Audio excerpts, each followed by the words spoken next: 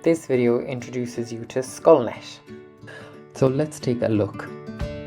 When looking at Scoilnet or joining Scoilnet for the first time, it is a good idea to register. And you can see here this pop-up will remind you that you will need a teaching council numbers. So you can see here that I have signed in, and you can see here my dashboard.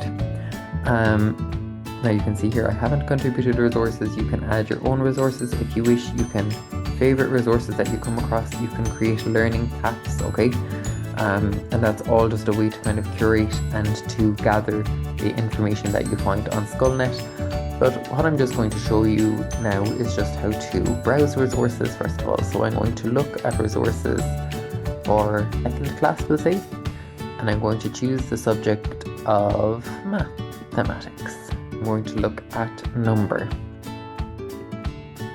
And then within number, I'm going to look at subtraction, because subtraction with renaming comes in to second class there, and it's quite a tricky concept.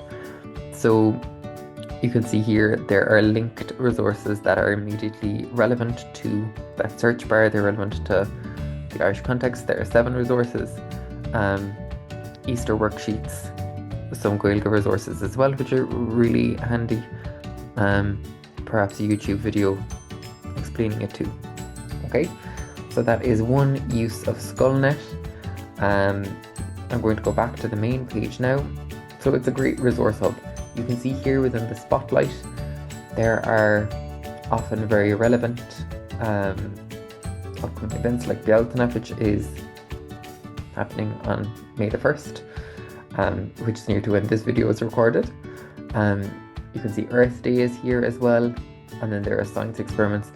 But also I'm going to take a look at some of the different resources down here, and Britannica School in particular, because I think that is a really useful resource. So if you scroll down to the bottom of the page, you will find the section called Tool for Teachers, and click that. So within Tools for Teachers here, Irish Newspaper Archives goes back over old Irish newspapers. Scoilnet Maps allows you to look at different ordnance survey maps, and you can look at maps that have changed over time to see change and continuity in the children's local area.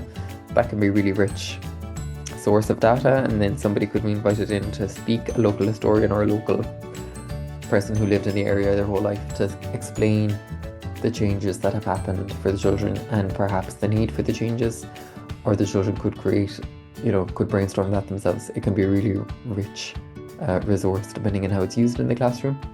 Then Threads kind of facilitates the online telling of those oral history stories, but it's really scaffolded. It's really nice, so you can plan and then submit a project to Threads as well, which is really nice.